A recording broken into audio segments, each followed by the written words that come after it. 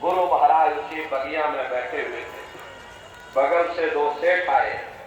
दोनों सेठ गुरु महाराज के बगल में आकर के बैठे। सामने देखा एक माली घास काट रहा।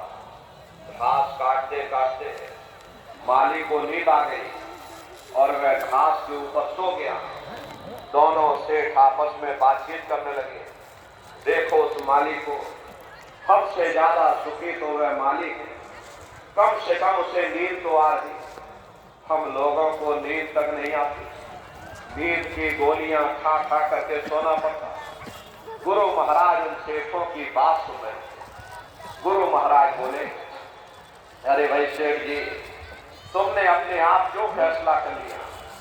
जाओ पहले माली से पूछ करके आओ क्या वो सुखी है या नहीं। गुरु महाराज की बात को मान करके दोनों सेठ माली के पास गए और जगा करके पूछा कि भाई हमारे सवाल का जवाब दे दो, क्या तुम सुखी हो या नहीं हो? तो माली बोला, अरे बाबूजी, हम कहाँ सुखी हैं? सुखी तो देखो महलों में जो रह रहे, ऊंची ऊंची इमारतों में जो रह रहे, एयर कंडीशन में जो लोग रह रहे, वे लोग सुखी हैं। हम कहाँ सुखी हैं? गुरु महाराज उसकी बातों को सुन करके हंसने लगे। गुरु महाराज बोले, देखो सेठ कह रहा कि माली सुखी है और माली कह रहा सेठ सुखी है, और वास्तविकता यही है, यहाँ कोई सुखी नहीं। ना सुख विद्या के पढ़े और ना सुख वाद विवाद, और साध सुखी सहजो कहे, जो लागे सुन्न समाध। न आलिम फाजिल सुखी हैं, न बूढ़े ज्ञानी सुखी हैं, न बड़े बड़े विद्वान सुखी हैं। अरे सुखी वही है जिसने दुनिया में से अपने मन को निकाल करके और मालिक के चरणों में लगाया हुआ। इसीलिए महात्मा कहते हैं, तजो मन यह सुख दुख का धाम। संतों महात्माओं ने दुनिया को दुख और सुख की नगरी कह करके बयान किया, क्योंकि कोई इंसान आपको ऐसा नहीं मिलेगा जिसको हमेशा सुख ही सुख प्राप्त हुए हो, या कोई इंसान आपको ऐसा नहीं मिलेगा जिसको हमेशा दुख ही दुख प्राप्त हुए हो। अरे 10 दिन सुख में गुजर जाते हैं, थोड़ा बहुत दुख का सामना भी करना पड़ता, और यदि 10 दिन दुख में गुजर जाते हैं तो थोड़ी बहुत सुख की सांस भी आ जाती है। ये सुख दुख की समस्याएं हमारे पिछले जन्मों के पुण्य और पाप के कारण, जब पाप और पुण्य इकट्ठे होते हैं तब हमें इंसान का जामा मिलता है। यदि पुण्यों के कारण हम लोग सुखी हो जाते हैं तो उन पापों के कारण हमको दुख का सामना भी करना पड़ता है। प्रेमी भाई बहनों, संत महात्मा इस नगरी को सुख की नगरी बनाने के लिए नहीं आते। अगर संतों महात्माओं का दुनिया में आने का यही एक लक्ष्य होता कि दुनिया सुख की नगरी बन जाए, तो अब तक जरूर बन जानी चाहिए थी। इतिहास गवाह है, हर कौम हर मजहब में, हर मुल्क हर वक्त में किस किस चोटी के महात्मा आए, लेकिन उनके आने के बावजूद कि दुनिया आज तक सुख की नगरी न बन सके, तो हम आप क्या सोच करके बैठे इस दुनिया को सुख की नगरी बना सकेंगे? प्रेमी भाई बहनों, इस दुनिया के कांटे बांटे हम चाहे कितने भी क्यों न इकट्ठे कर लें, कभी कामयाब नहीं हो सकते। अगर हिम्मत करके हम अपने पांवों में ही जूतियां पहन लें तो दुनिया के कांटे हम पर असर नहीं कर सकते। ये सुख दुख की समस्याएं हमारे पिछले जन्मों के पुण्य और पाप के कारण है। जब पाप और पुण्य इकट्ठे होते हैं जब हमें इंसान का जामा मिलता है। यदि पुण्यों के कारण हम सुखी हो जाते हैं तो उन पापों के कारण हमको दुख का सामना भी करना पड़ता है। प्रेमी भाई बहनों, संत महात्मा इस नगरी को सुख की नगरी बनाने के लिए नहीं आते, अगर संतों महात्माओं का दुनिया में आने का यही एक लक्ष्य होता कि दुनिया सुख की नगरी बन जाए, अब तक जरूर बन जानी चाहिए थी। ये दुनिया के कांटे बांटे हम चाहे कितने इकट्ठे कर लें, कभी कामयाब नहीं हो सकते।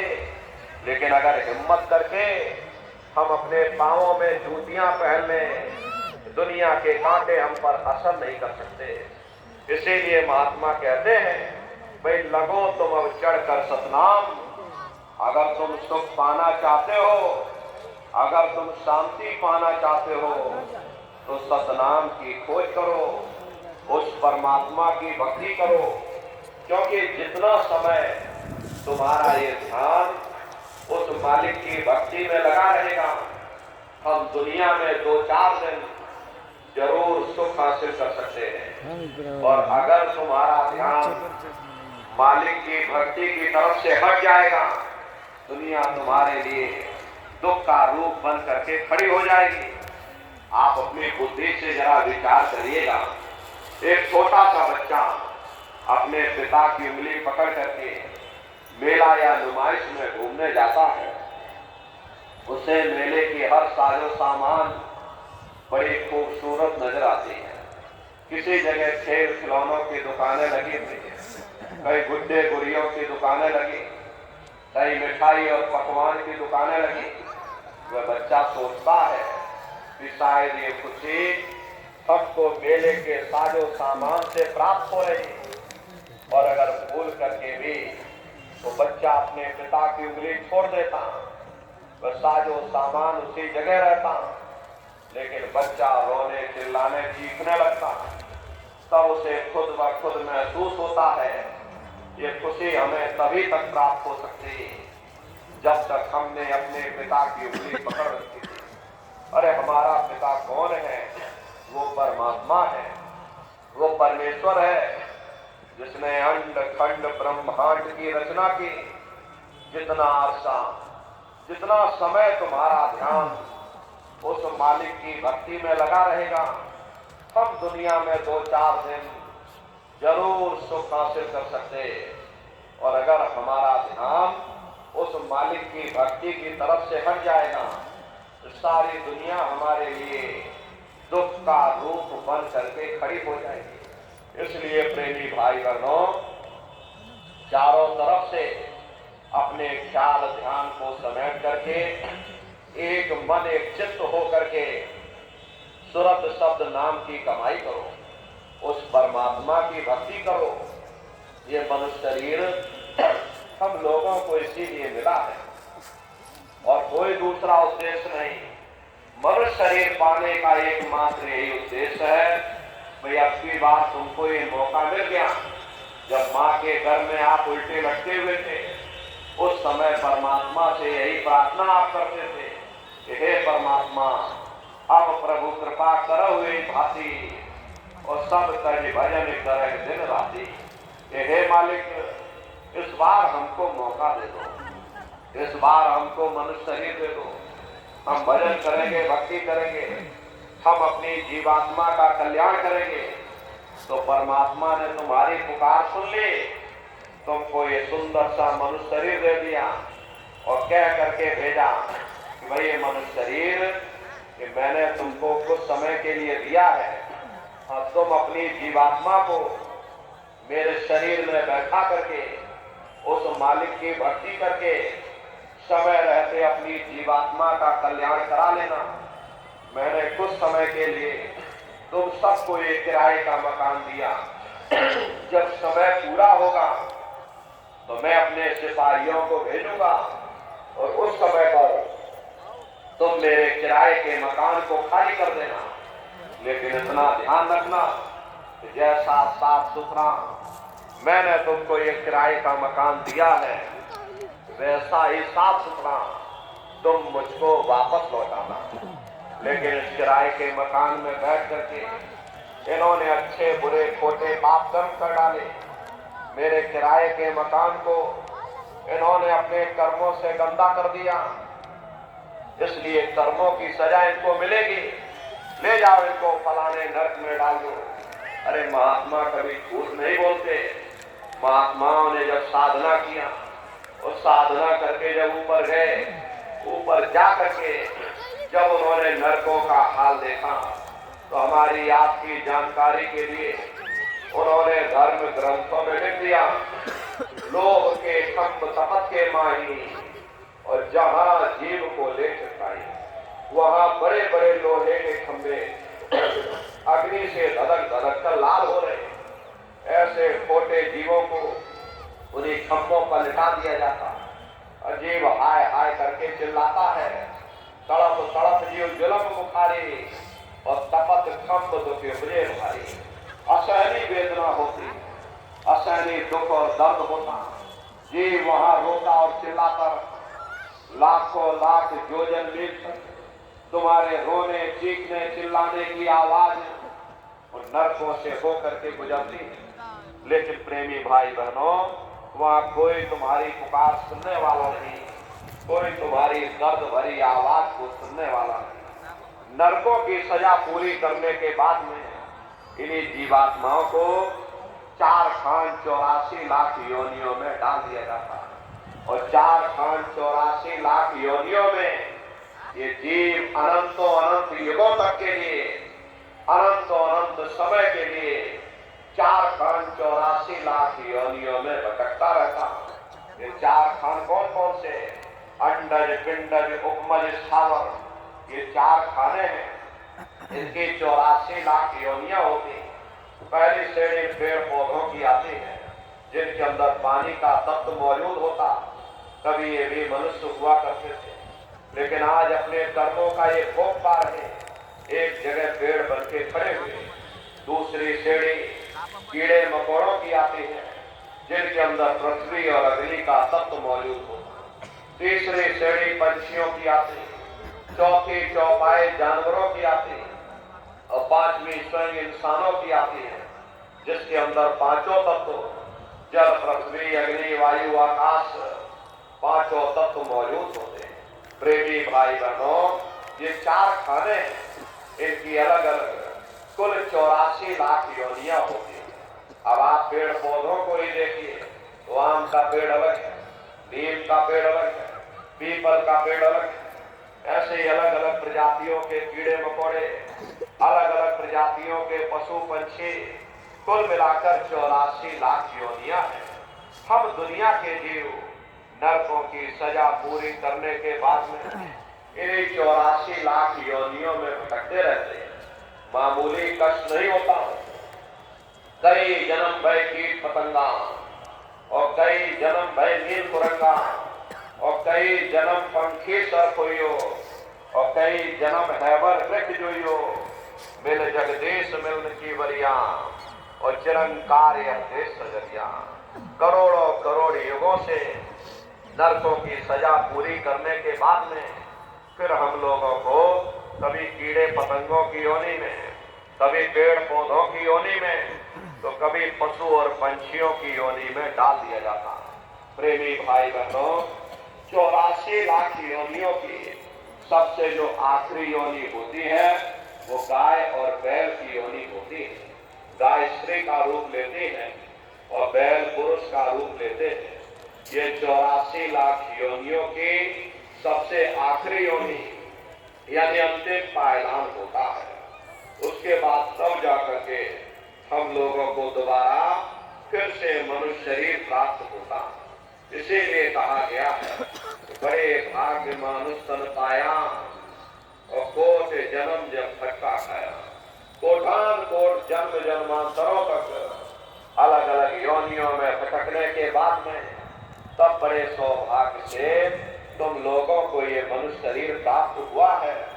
लेकिन बड़े अफसोस की बात है, जैसे किसी को हीरा मिल गया, उसे हीरे की परख नहीं, उसने हीरे को गधे के गले में बांध दिया। ठीक उसी प्रकार से ये मनुष्य शरीर उत्तम से उत्तम है, लेकिन इंसान इसकी कद्र नहीं करता। खाने पीने ऐसो इशरत में अपने कीमती समय को और सांसों की पूंजी को बर्बाद कर देगा। रात गवायो सोए के, दिवस गवायो खाए, हीरा जन्म मोल था, कौड़ी बदले जाए। भगवान राम ने कहा कि बड़े भाग्य मानुष तन पाया, सुर दुर्लभ सद ग्रंथ ही लाया। सुर कहते हैं देवताओं को, बड़े से बड़े देवी और देवता भी इस मनुष्य शरीर को पाने के लिए तरसते हैं, क्योंकि इसी मनुष्य रूपी मंदिर में बैठ करके हम आप उस परमात्मा की भक्ति कर सकते हैं। इसीलिए संतों महात्माओं ने इस पंच भौतिक शरीर को सच्चा हरि मंदिर कहकर याद किया कि हरि मंदिर यह शरीर है और ज्ञान रतन प्रकट हुए, ये असली हरि मंदिर है। जब भी वो परमात्मा मिलेगा इसी हरि मंदिर के अंदर मिलेगा। इसी पंच भौतिक शरीर को ईसा मसीह साहब ने टेम्पल ऑफ लिविंग गॉड यानी जिंदा ईश्वर का मंदिर कहा। इसी पंच भौतिक शरीर को गुरु नानक साहब ने नर नारायणी देह कहकर याद किया। ये वो देह है जिसमें नारायण स्वयं विराजमान। वो नारायण जब भी मिलेंगे तो मैं तुम्हारे अंदर मिलेंगे। यही कबीर साहब ने लिखा है, जो दिल माही तेल है, जो चकमक में आग, तेरा साईं तुझ में जाग सके तो जाग। जैसे दिल में तेल होता है, पत्थर में अग्नि होती है, ठीक उसी तरह से वो मालिक हर एक के खट खट में, हर एक के वजूद के अंदर बैठा हुआ। यही महात्माओं ने लिखा कि कस्तूरी कुंडल बसे और मृग घोड़े बनमाही, ऐसे घट घट राम है दुनिया देखे नाही। जैसे हिरन कस्तूरी की खुशबू को बाहर जंगलों में ढूंढता फिरता, हालांकि वो खुशबू उसके नाभि से होकर के आती है, वही हाल हम जीवों का है। सब दुनिया के जीव भी उस परमात्मा की खोज बाहर इस जड़ संसार में कर रहे, लेकिन महात्मा कहते हैं भाई मोकू कहा ढूंढे रे बंदे, अरे मैं तो तेरे पास में, ना तीरथ में ना मूरत में, मैं तो विश्वास में। ना मैं तीरथ में मिलूंगा, ना मैं मूरत में मिलूंगा, ना मैं अन्य किसी कर्म कांड में मिलूंगा, ना मैं ग्रंथों में मिलूंगा, ना मैं पोथियों में मिलूंगा, ना ही मैं इन किताबों में मिलूंगा। जो सारी उम्र बैठ करके तुम किताबें पढ़ते रहो, ढोलक मजीरा बजा बजा करके उन चौपाइयों को रखते रहो, अरे मैं जब भी मिलूंगा तो मैं तुम्हारे अंदर मिलूंगा। प्रेमी भाई बहनों, बड़ी सीधी सी बात है कि अगर खाना बनाने की किताब सारी उम्र बैठ करके पढ़ते रहोगे तो भाई खाना ऐसे बनता है और खाना वैसे बनता है, और खाने में नमक डाला जाता है और खाने में तेल डाला जाता है, तो कभी तुम्हारा पेट नहीं भर सकता। जब तक आप खाना बनाओगे नहीं, उसे स्वयं खाओगे नहीं, कभी तुम्हारा पेट नहीं भर सकता। अरे हम वेदों की निंदा नहीं करते, हम ग्रंथों की निंदा नहीं करते, हम गीता कुरान और बाइबल की निंदा नहीं करते। वेद शास्त्र गीता कुरान और बाइबल यही कहती हैं कि भाई मनुष्य के अंदर अंडखंड ब्रह्मांड है, स्वयं वो परमात्मा तुम्हारे अंदर बैठा है। चलो अंदर चलो, अंदर चल करके उस परमात्मा का दर्शन दीदार करो। अब सवाल ये उठता है कि आखिर हम अपने अंदर जाकर के उस परमात्मा का दर्शन कैसे करेंगे? इसके लिए संतों महात्माओं ने केवल 3 साधन बताए। साधन 3 सारे वर्णे और साधन सब थोथे मान। इस कलयुग में उस मालिक को पाने के लिए महात्माओं ने केवल 3 पूजाएं बताई। पहला है सुमरन, दूसरा है ध्यान और तीसरा है भजन। सुमरन कहते हैं उस मालिक को याद करना, ध्यान कहते हैं अपनी दिव्य दृष्टि को खोलना, और भजन कहते हैं कान में उंगली डाल करके उस शब्द को सुनना, उस नाम को सुनना, उस देववाणी आकाशवाणी को सुनना जो 24 घंटे तुम्हारे सबके अंदर गूंज रही है। प्रेमी भाई बहनों, ये सुरत शब्द नाम योग की साधना है। जितने भी महात्मा धरती पर आए उस मालिक को पाया तो सूरत शब्द नाम योग की साधना करके ही पाया। देखो सबसे पहले कबीर साहब आए, कबीर साहब ने सूरत शब्द नाम योग की साधना जारी की। उसके बाद गुरु नानक साहब आए, गुरु नानक साहब ने भी सूरत शब्द नाम योग की साधना जारी